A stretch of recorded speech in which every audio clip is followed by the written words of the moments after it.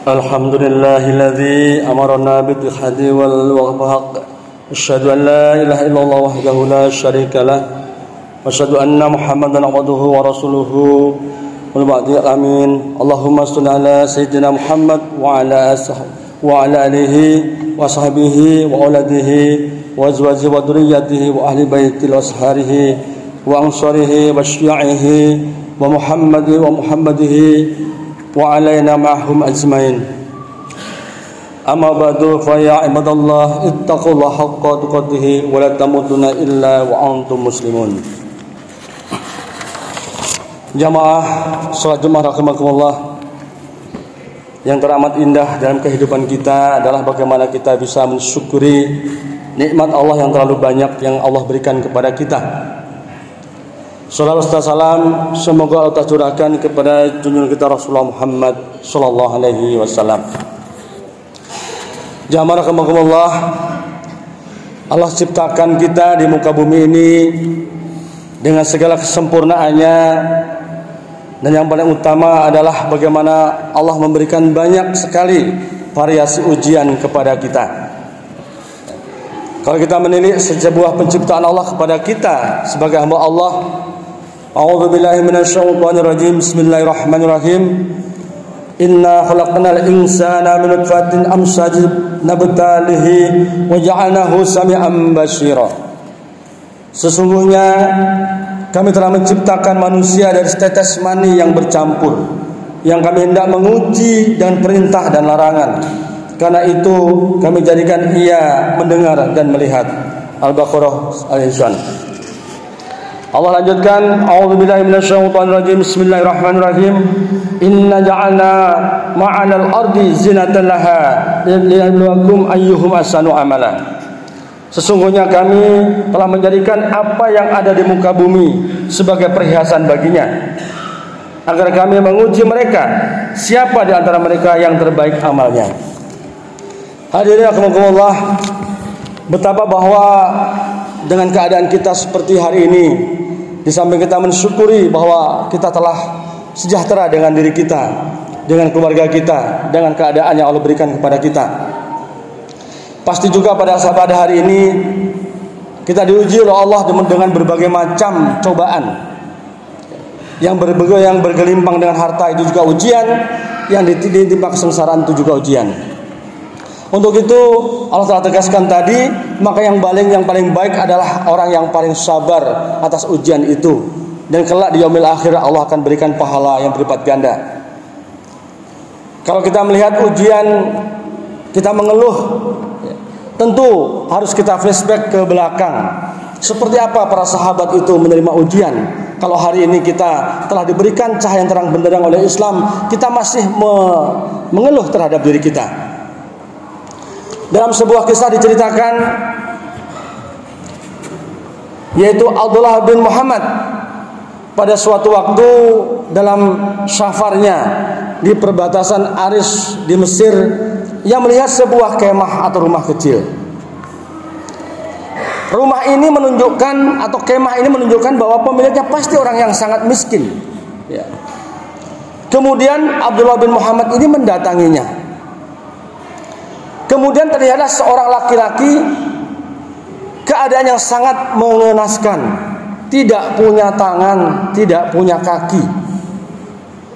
Yang ada adalah hanya lisannya saja yang bisa berbicara. Kemudian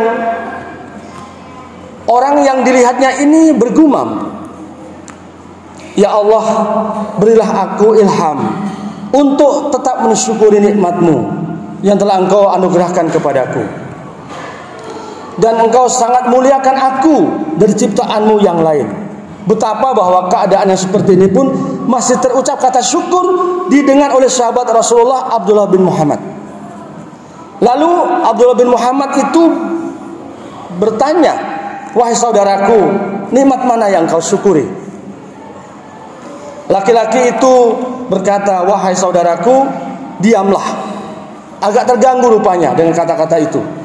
"Demi Allah, seandainya Allah datangkan lautan hari ini untuk menenggelamanku, kemudian Allah datangkan gunung api untuk membakarku, dan Allah jatuhkan langit itu kepadaku, maka tiada kata yang pantas aku lakukan kecuali aku bersyukur kepada Allah Subhanahu wa taala. Suatu tingkat syukur yang luar biasa. Kemudian Abdullah bin Muhammad berkata lagi, bersyukur atas apa? Bahwa keadaan hari ini sudah sangat susah sekali. Maka laki-laki itu tetap melanjutkan pembicaranya, tidakkah engkau melihat dia telah menganugerahkan aku sebuah lisan yang senantiasa pandai berzikir kepada Allah dan ucapkan syukur. Aku juga mempunyai anak laki-laki yang selalu menuntunku ke masjid dengan keadaanku seperti ini. Tapi, wahai saudaraku, dengan ada yang agak sedih, sudah 3 hari ini anak laki-lakiku itu tidak mendatangiku. Maukah engkau mencarikan kemana dia pergi? Maka serta-merta Abdullah bin Muhammad ini, ya aku sanggup mencarinya. Maka dicarilah anak laki-laki satu-satunya ini, dan didapatkan sebuah jenazah di antara gundukan pasir itu, dan di sekeliling itu para singa dan harimau. Ternyata dia adalah anak pemilik kemah yang sangat sederhana ini. Maka Abdullah ini bingung untuk kembali menjelaskan betapa anak ini yang sangat membantu semua keperluannya. Tetapi faktanya adalah Allah telah tentukan ujian ini ditimpakan kepada seorang hamba ini. Maka Abdullah bin Muhammad pun menjelaskan dengan kenyataan ini, wahai saudaraku, sudahkah engkau mendengar kisah tentang Nabi Ayub? Tidak langsung dijelaskan, tetapi bagaimana menjadikan satu arahan penjelasan ini menjadikan lebih mengena. Ya, kata laki-laki itu, saya tahu kisahnya. Bagaimana pendapatmu ketika Nabi Ayub itu diuji dengan kemiskinan? Maka ia menjawab, ia menghadapinya dengan sabar. Kemudian bagaimana ketika Ayub itu ditimpa penyakit dalam tubuhnya? Dia pun masih sabar. Maka Abdullah bin Muhammad ini mengatakan yang sebenarnya, sesungguhnya saudaraku, putramu telah aku temukan di sebuah gunungan pasir dan telah diterkam oleh harimau. Maka mudah-mudahan Allah lipat gandakan pahalamu dan menjadikan engkau orang yang lebih sabar lagi. Maka laki-laki itu pun apa yang terucap, alhamdulillahirobbilalamin, bahwa aku tidak mempunyai keturunan yang kelak akan menjadikan maksiat kepada Allah Subhanahu wa taala, dan di kelak di yaumil akhir aku tidak diazab oleh Allah atas perbuatan itu. Kita tahu bahwa siapa laki-laki yang sabar ini adalah Abu Kilabah, seorang sahabat Rasulullah, itu satu di antara 7 sahabat yang paling banyak meriwayatkan hadis. Dia orang yang faham agama, orang yang alim. Saking alimnya, maka Raja Mesir itu meminta dia sebagai seorang hakim untuk mengadili banyak persoalan yang ada di pemerintahannya. Tetapi Abu Kilabah ini menolaknya karena dia takut sekali bahwa jabatan amanah ini akan menjadikan dia lupa kepada Allah Subhanahu wa taala, paling tidak mengurangi rasa syukurnya terhadap bagaimana yang dia pahami pada saat itu. Maka ini sangat ironi dengan keadaan yang ada di negeri kita. Mudah-mudahan para pemimpin-pemimpin kita mendapatkan ilham, mendapatkan petunjuk, sehingga kisah-kisah seperti inilah akan menjadikan inspirasi bahwa betapa jabatan akan berakhir, betapa jabatan itu bisa menjadikan kita lupa. Dan mudah-mudahan kita berdoa kepada Allah. Kemarin luar biasa ramai di Jakarta, ini menjadikan introspeksi kepada pemimpin kita, betapa orang yang sudah tidak punya apa-apa ini masih pandai bersyukur terhadap keadaannya.